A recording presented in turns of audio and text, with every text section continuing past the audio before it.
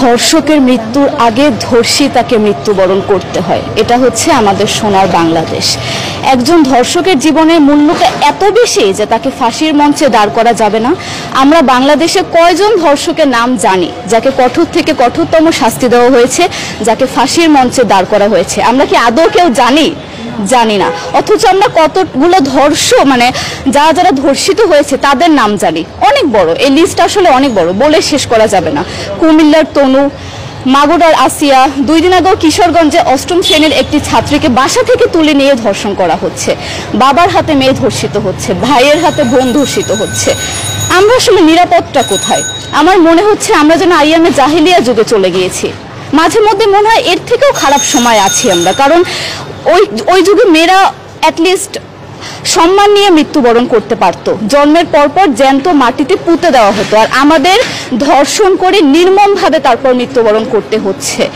যদি সরকার আমাদের ওই নিরাপত্তা নাই দিতে পারে, তাহলে সরকারের কাছে আমাদের অনুরোধ, আমাদের জ্যান্ত মাটিতে পুঁতে দেখ। আমরা বেঁচে থাকতে চাই না, আমরা সম্মান নিয়ে মৃত্যুবরণ করতে চাই। আমরা এই দেশে থাকতে চাই না যে এই দেশে আমাদের কোনো নিরাপত্তা নেই, যে এই দেশে রাস্তা দিয়ে হাঁটলে আমাদের মধ্যে একটা আতঙ্ক কাজ করে, কখন কি না কি হয়ে যায়।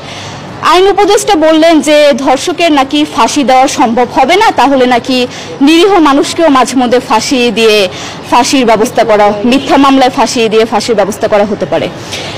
আইন উপদেষ্টার কাছে আমার প্রশ্ন, আল্লাহ না করুক আজকে যদি আপনার কাছের কেউ, আপনার বোন অথবা আপনার স্ত্রী অথবা আপনার মেয়ের সাথে যদি এরকম কোনো কিছু হতো, আপনি কি আসলে এটা বলতে পারতেন যে না, ধর্ষককে ফাঁসি দেওয়া যাবে না? কোনোদিনও পারতেন না। আপনি সবার আগে তার ফাঁসির ব্যবস্থা করতেন, সম্ভব হলে নিজের হাতে মেরে ফেলতেন। তাহলে আমাদের বেলায় কেন এত বৈষম্য? আমরা কি দোষ করেছি? আমরা কি নারী না? আমরাও তো কারো বোন, আমরাও তো কোনো বাবার সন্তান, আমাদেরও তো বেঁচে থাকার অধিকার আছে, তাই না? কিছু হলে মেয়েদের পোশাকের দোষ দেওয়া হয়। আমার কাছে প্রশ্ন, একটা 8 বছরের শিশুর মধ্যে এরকম কি থাকতে পারে যেটা একটা পুরুষকে অ্যাট্রাক্ট করবে, যেটা একটা পুরুষকে সিরিয়াস করবে?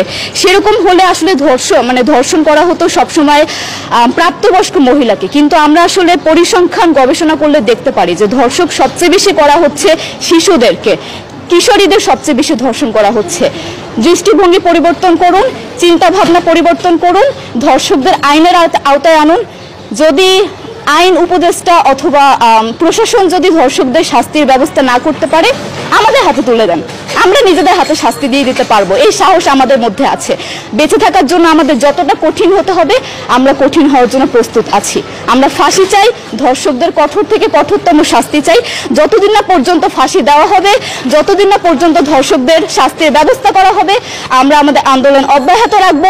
দরকার হলে আমরা শিক্ষা প্রতিষ্ঠান বন্ধ করে দিব, তবুও আমরা থামবো না। এটাই আমাদের দাবি।